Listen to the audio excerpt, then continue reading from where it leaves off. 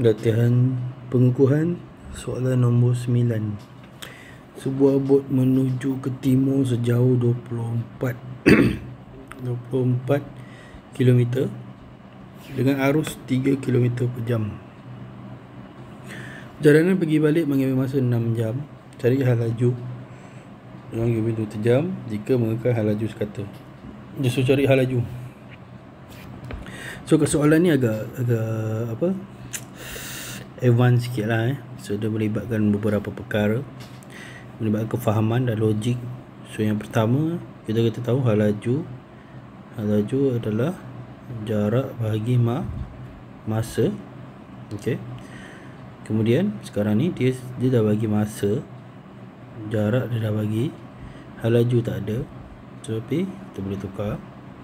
So masa adalah jarak bahagi hal laju. Cuma cerita dia bot tu pergi 24 kilo, balik 24 kilo. Okey. Tapi kita ada perjalanan dia tu. Jarak pergi balik 6 jam. Cuma jarak pergi, nak tahu masa dia, jarak kena bagi hal laju. So hal laju kita assume sebagai V. Hal laju kita ambil lah V. Hal laju pergi adalah V. Hal laju pergi V. Kita andaikan dia ikut arus, so kena tambah 3. Ini untuk pergi. Kalau hal laju balik pula, laju balik sini, okay, kena tolak 3 sebab dia lawan arus. Okay, dia lawan arus. Jadi kita boleh simpulkan pergi 24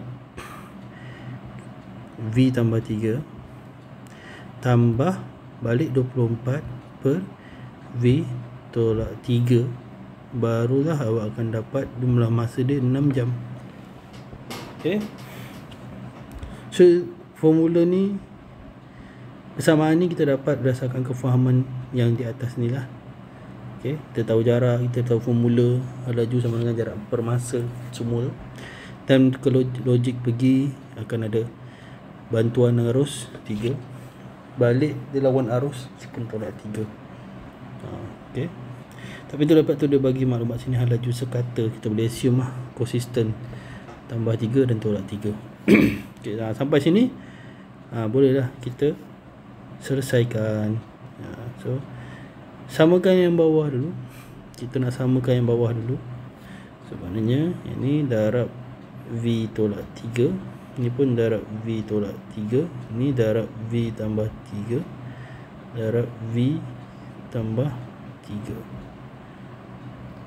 Okey. Barulah kita kira 24, kita tulis cantik sikit, tambah 24 ke bawah dah sama, V tambah 3, V tolak 3 sama dengan 6. So ni darab 24V. So 24 darab 3 dapat 70, 2 tolak 70, 2 tambah 24V tambah 72. Yang bawah ni kembangkan V kuasa 2, V tolak 3 tolak 3V tambah 3V tolak 9 sama dengan 6. So ni tolak 72 boleh habis, ni boleh habis. So tinggal 24V. 24V tambah 24V boleh dapat 48V. 48V per V kuasa 2 tolak 9 sama dengan 6. Ini buat di atas. Jadi 48V sama dengan 6 bracket V kuasa 2 tolak 9. So darabkan 48V 6V kuasa 2. 6 darab 9 tekan kalkulator ke, tolak 54.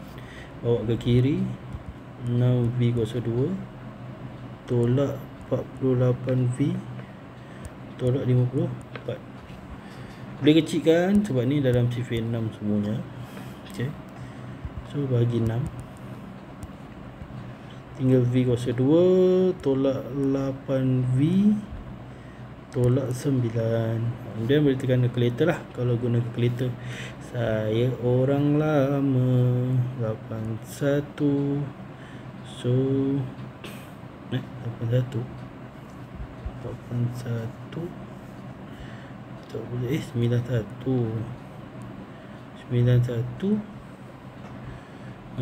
nak jadi negatif 9. So nak dapatkan 8. So negatif kena kat 9. So jadilah, saya terbalikkan lah, V tolak 9, V tambah 1 sama dengan 0 pecah 2. V tolak 9 sama dengan 0. V sama dengan 9. V tambah 1 sama dengan 0. V sama dengan negatif 1. So nak pilih mana? Kita akan pilih velocity yang positif sebab kita bergerak ni ke belakang, tak ada.